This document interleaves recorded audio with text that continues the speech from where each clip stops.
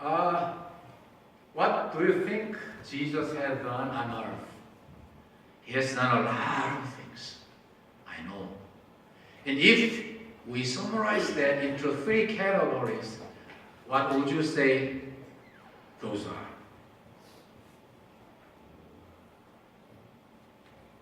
Try.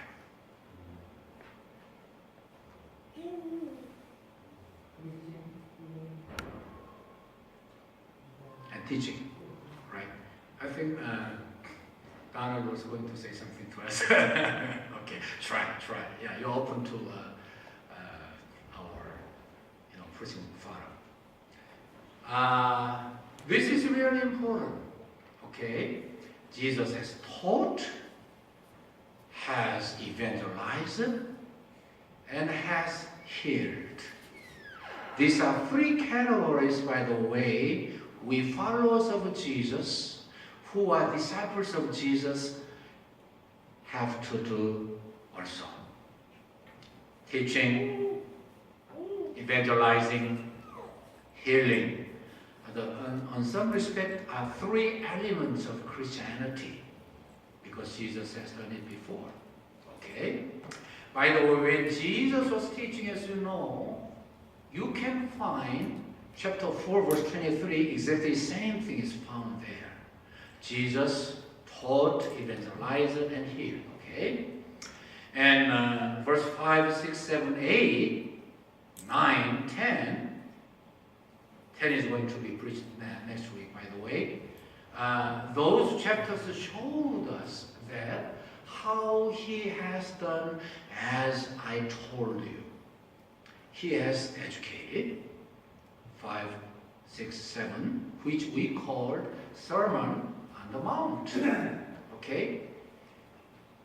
I have already, preached about, 5, 6, 7 chapters. And we came to know how profound and how practical and how meaningful. And he took out the very meaning, very marrow of God's teaching, of God's word. So, not only we, but also people who had heard from him came to know what a touchable and inspirable Jesus' teaching was. So at the last moment of chapter 7, it is said that people came to know how deep and inspiring and touching it was, so they were so amazed.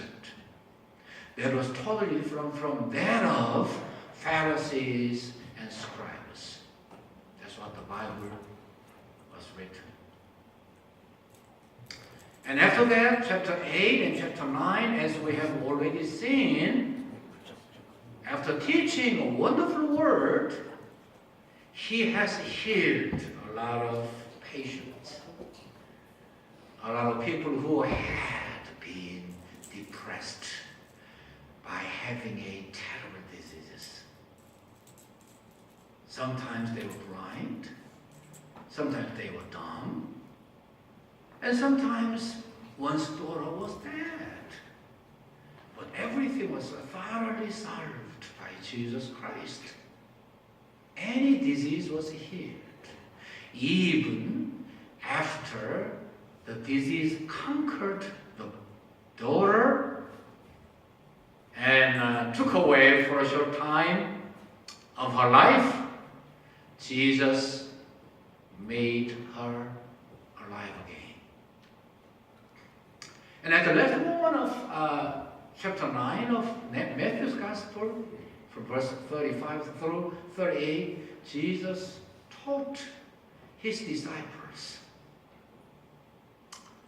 when I see the people who are wandering and who are treated very, terribly by a savage like wolf, spiritual wolf, I think I should save them as soon as possible. Not only I, but also they needed a lot of workers of the Lord. So why don't you ask the Lord of harvest to to send as many workers as possible to work with me. So here we can see, okay, the situation, the phenomenon of the necessity of the workers of heaven. And the second part teaches us the solution of the necessity of the worker of heaven. The situation was very terrible and very urgent. As you know, there are a lot of people who needed Jesus Christ to be taught, to be evangelized, and to be healed. And I cannot but, ask my interpreter, Dr. Sunny Chan, to interpret for me when I am teaching in Korean. And I can tell you in more detail how the situation was and how the phenomenon was. And the second part, the solution, is that to let his disciple have Jesus' mind first. So, first of all, we have to pray, because Jesus told us to do. And at the same time, me and you, ourselves be followers of Jesus' calling. We have to be followers of his commandment. 여러분들, 예수님께서 이 땅에 오셔서 하신 일이 뭐죠? 한번 말씀해 보세요. 제가 다 말씀했으니까 한번 신나게. 뭐죠? 네? 병자를 고치고, 네, 제가 영어로 다 여러분들 가르쳐 드리는데 안 하는 건 여러분들이 얼마나 안 하시는 거 증명하시는 것밖에 안 돼요. 오케이? 그 다음 뭐죠? 가르치고 전도하고, 고치시고, 감사합니다. 이것은 굉장히 중요합니다. 왜냐하면 예수님께서 이 땅에 오셔서 하신 일이고 우리가 해야 할 일이기 때문에 그래요. 그런 의미에서 교회에서 하나님을 섬기고 설교를 하고 말씀대로 살고자 하는 사람들의 세 가지 모습이어야 됩니다. 아멘이시죠? 네. 근데 이것은 마태복음 4장 23절에서도 그대로 말씀하고 있어요. 예수님께서 사역을 시작하시고 예수님 하신 일을 딱 요약하시고 나서 그 다음에 마태복음의 구조상 보니까 그것을 그대로 보여주신 거예요. 5장, 6장, 7장 그대로 예수님 가르치셨습니다.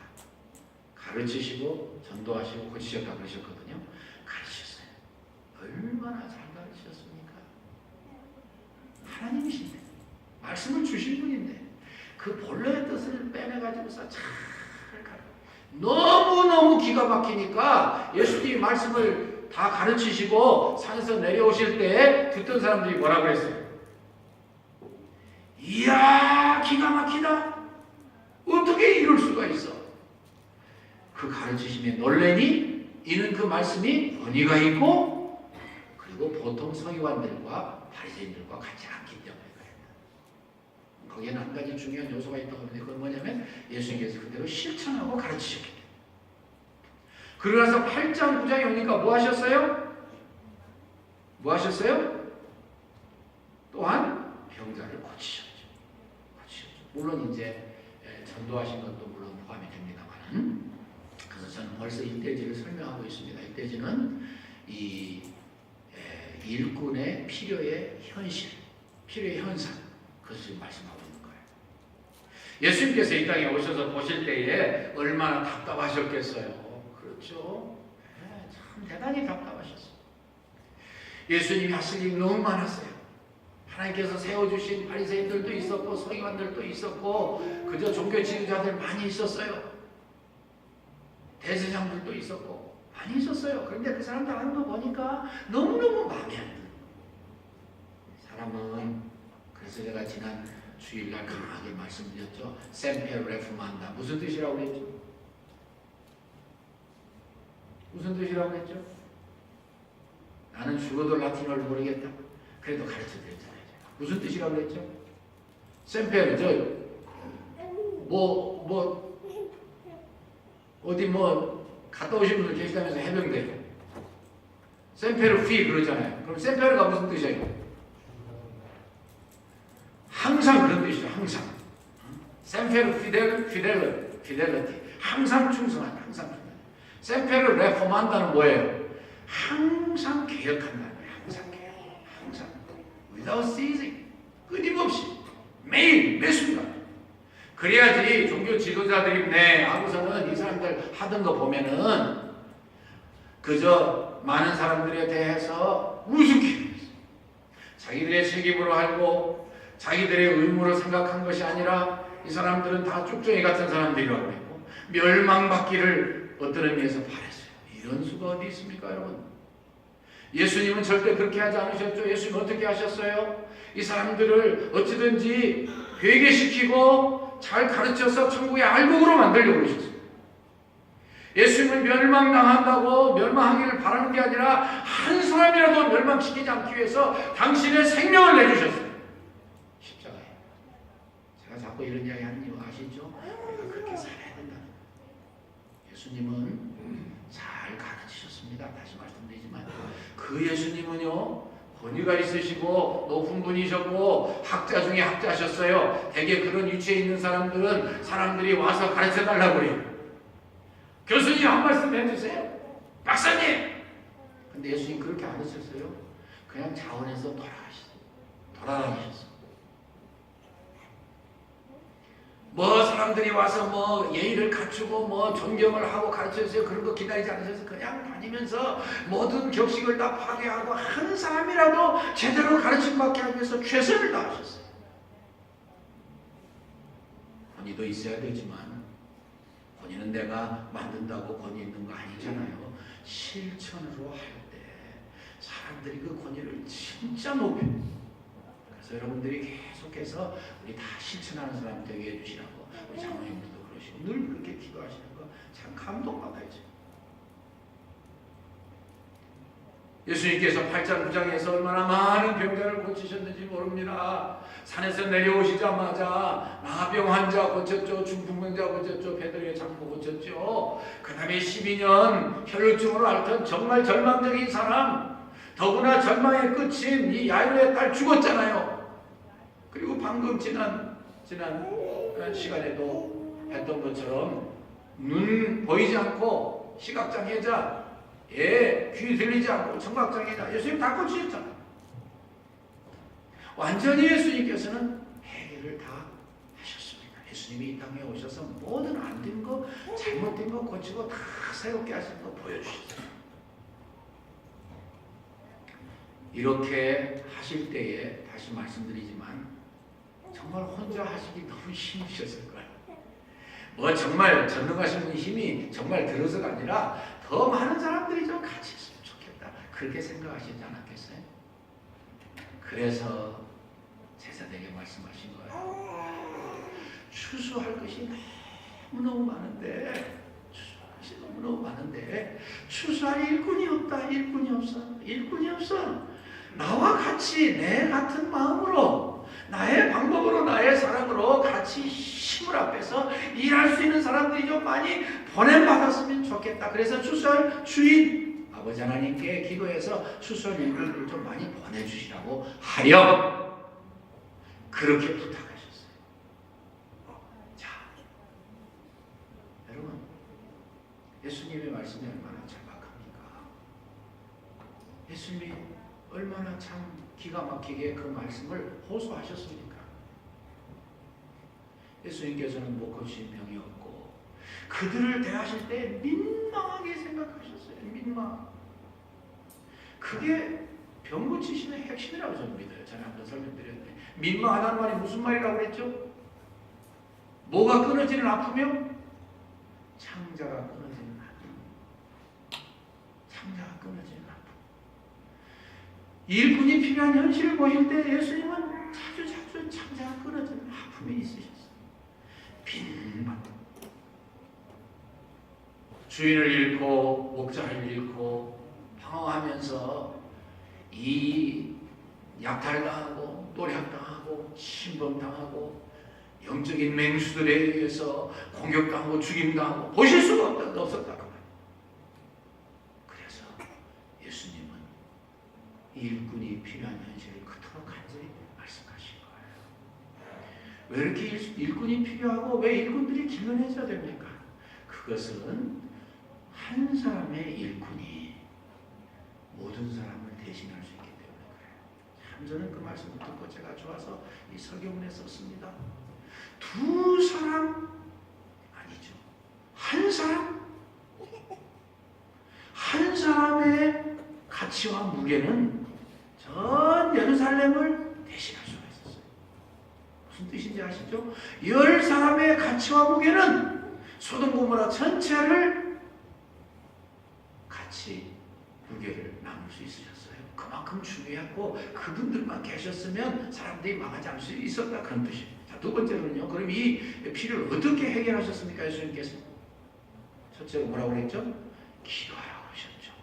근데 기도하라고 나서 그 다음에 가만히 보니까 예수님께서 그 마음을 가지고 도전받고 사랑받고 사랑에 매여서 사랑에 신령한 도전을 받아서 제자들이 가게 만드셨어요. 참 재미있는 말씀입니다. 여러분. 예수님 기도하라고 그랬으니까 당연히 기도해야죠. 죽으라고 기도해야죠. 기도하는 게 먼저죠. 그런데 가만히 보니까 이 기도하는 것이 결국은 내 자신이 일꾼이 되어야 된다고 하는 것을 깨달아가는 과정일 수 있습니다. 아니 그게 옳은 거예요.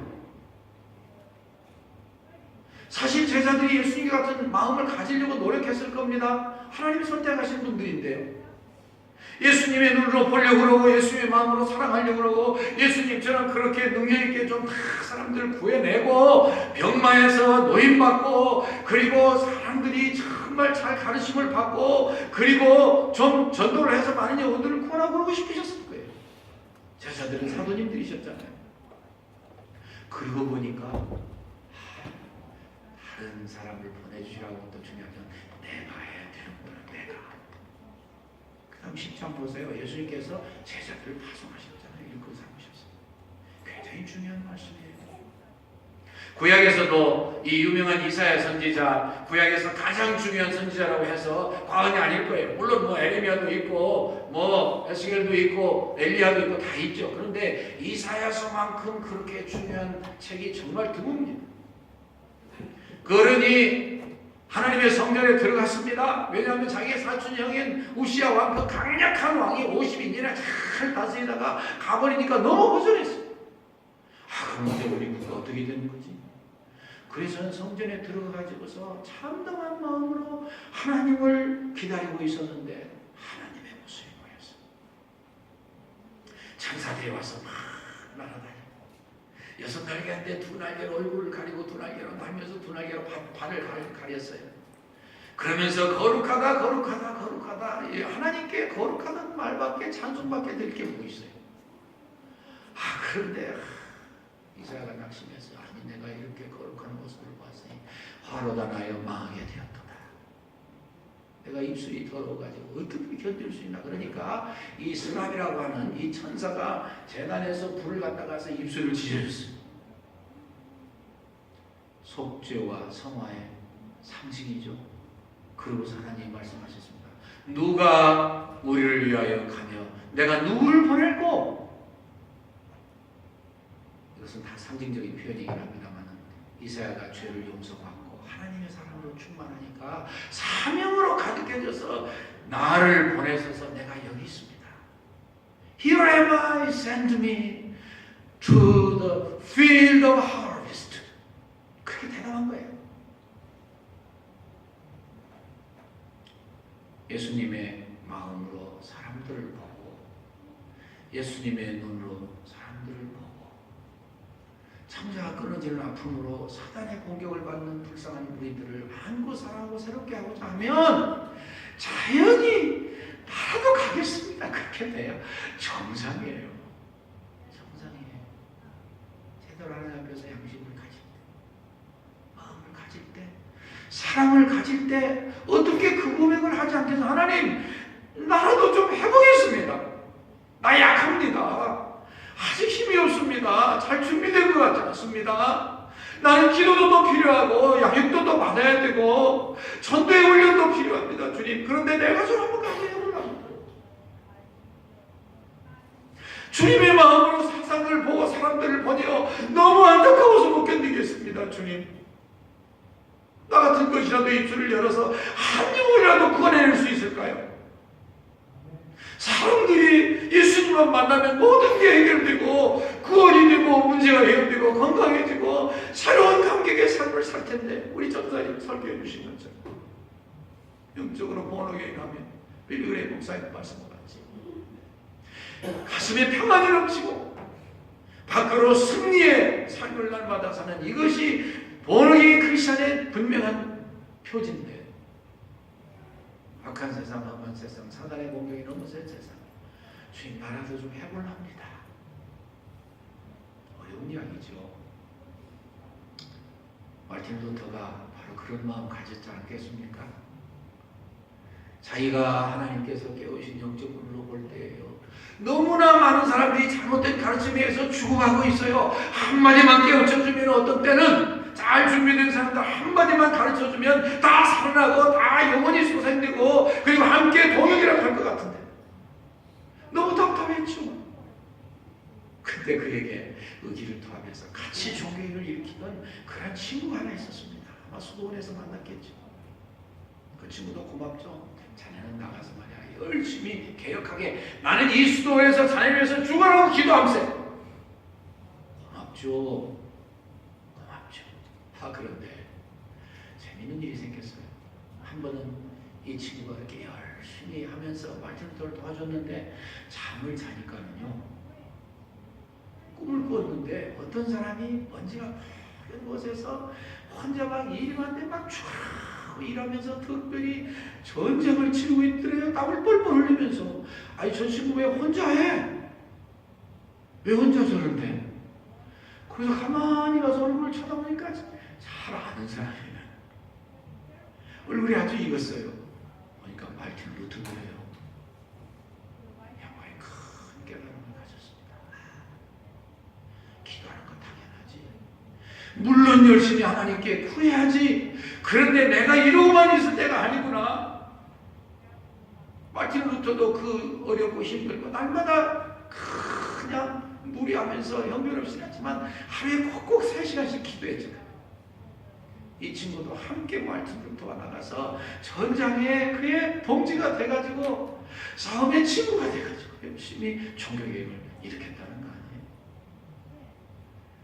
저는 결론으로 여러분들과 제가 이 말씀을 우리 생활에 어떻게 적용할까 고민했던 걸 좀 나누고 싶습니다. 어떻게 해야 될까요? 우리 지금도 이런 예수님처럼 영적인 필요가 얼마나 많습니까? 여러분들 그렇게 안 하는 분이 또 누가 계셔요? 한 사람이라도 가르치려고 애쓰지 않는 분 누가 계셔요? 전도하지 않으려고 하는 분 누구 계셔요? 그리고 병 고침을 위해서 합심해서 기도 안 하는 분 누구 계셔요? 다 하고 계셔요. 근데 우리가 그럼 현장적으로 어떻게 하냐는 거예요. 그래서 저는 좋은 예를 가지고 여러분들과 함께 말씀 나누고 싶습니다. 어떤 27살 먹은 젊은 여자분이 하나님의 은혜가 너무 커서 그랬는지 선교사로 가기로 마음을 먹었습니다. 그래서 이제 굳게 마음을 먹고 어머니를 찾아뵙고 인사를 하러 갔겠죠. 어머니 불편하시니까 가서 인사를 드리는데 너무 병세가 악화되셨어요. 그래서 할 수 없이 어머님을 3년 동안 간절히 간호했습니다. 3년 후에 돌아가셨어요. 그래서 이제는 내가 드디어 주변 정리를 하고 갈 수 있겠다. 그래서 다 어떤 거 다 정리하고 먼 곳에 사는 언니한테 이제 마지막 인사를 하고 떠나려고 가보니까 그 또 웬일이에요. 언니도 그렇게 준비에 걸려서 힘을 하고 있어요. 어떻게 해요? 자기밖에 없는데. 그래서 정성을 다 해서 간호를 했는데 얼마 후에 또 돌아가셨어요. 조카들 5명 남았어요. 그래 처음에는 이렇게 생각했습니다. 얘들 다 고아원에 보내고 나는 하나님이 주신 비전이 있는데 나에게 사명을 주셨는데 선교사 가야지. 그러다 가만히 생각하니까 그게 아니에요. 이 아이들을 내가 길러야 되겠구나 생각하고 하나님께 다시 기도했습니다. 하나님, 저는요 인도로 선교 가기로 했는데 선교지가 인도가 아니라 바로 이곳이네요. 하나님, 내가 이 아이들을 죽으라고 잘 키우겠습니다. 정성으로 길렀습니다. 여러분들, 선교사 은신한 양반이 애들을 얼마나 잘 기르겠어요. 하나님 뜻대로 살도록, 하나님 명령 따라 살도록 선교의 사명을 정성을 다해서 길러냈는데 15년 후에 무슨 일이 일어난 줄 아십니까? 5 조카 중에 3 사람이 인도 선교사가 돼서 파송됐어요. 참 놀랍습니다. 저는 이 말씀 속에서 여러분들과 제가 지금 이 순간에 이 시대에 이 자리에서 무엇을 할까 하는지 결심하는데 도움되는 말씀이라고 저는 생각을 했어요. 우리 다 그냥 여러 가지 형편과 여건이 있는데 무조건 다 그냥 하던 일 그만두고 선교사 가시라. 예수님처럼 그렇게 3가지 하려면 선교사도 가야지. 물론 좋아요. 그럴 수 있으면 해야죠. 근데 제가 보니까 그보다 더 중요한 것은 here and now, 지금 이 자리에서 내가 하나님을 정말 사랑하고 예수님의 마음을 본받고 예수님처럼 살아가면 전도할 길도 더 열려질 것이고, 특별히 여러분들 이렇게 밖에서 오는 분들 정성스럽게 여러분들 케어해서 정착시키려고 애를 쓰고 계시잖아요. 그리고 양육하고, 양육이라는 게 뭐예요? 제자훈련이라는 게 뭐예요? 내가 예수님의 제자가 되어서 제자로 살아가는 게 제자훈련이에요. 물론 책상에 앉아서 교재를 놓고 하는 것도 중요하고 효과 있죠. 그러나 더 중요하고 더 근본적인 건 내가 그대로 사는 거예요. 나를 보고 뭐 몇 마디 안 해도 또 다른 사람이 예수님처럼 살아가는 제자가 되는 거예요. 그리고 고쳐야죠. 다음 시간에 제가 설교하겠습니다만, 예수님은요 그때 당시에 지금보다 지금도 그렇게 질병이 많아가지고 제가 말씀드렸죠. 이유도 모르고 죽어요. 얼마나 기가 막혀요. 고쳐야 돼요. 고칠 수 있습니다.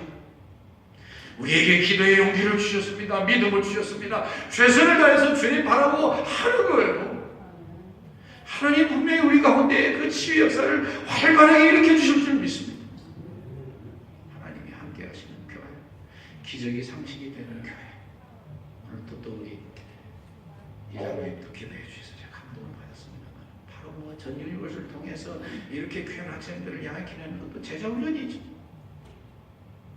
가르치죠. 전파하시고 병을 고치시고, 이 3가지를 주님의 그 심장을 가지고 열심히 살다 보면 하지 않은 장래의 주님께서 우리를 꼭 안아주시면서 우리 눈에서 눈물을 닦아주시고 이마에서 땀을 닦아주시고, 잘했어, 잘 참았어, 애썼어, 네가 작은 일에 충성했으니 내가 많은 것을 너에게 맡길 거야. 많은 땅을 차지해서 나와 함께 왕노도 하자. 주님이 불러주실 때가 있을 줄 믿습니다. 하나님 감사합니다. 주님이 하신 일을 생각하고 연구하고 그리고 깊이 묵상하며 준비해서 설교 전하는 것보다 더 중요한 것이 어디 있을까요? 주님, 예수님이 하신 일을 저희 마음에 새겼으니 저희도 예수님을 따라가는 신실한 하나님의 사람들, 예수님의 제자들 되게 해주십시오. 그래서 저희들을 통해서 주님이 하신 일을 많이 저희들도 할 수 있게 복을 내려 주시옵소서. 예수님의 이름으로 기도합니다. 아멘.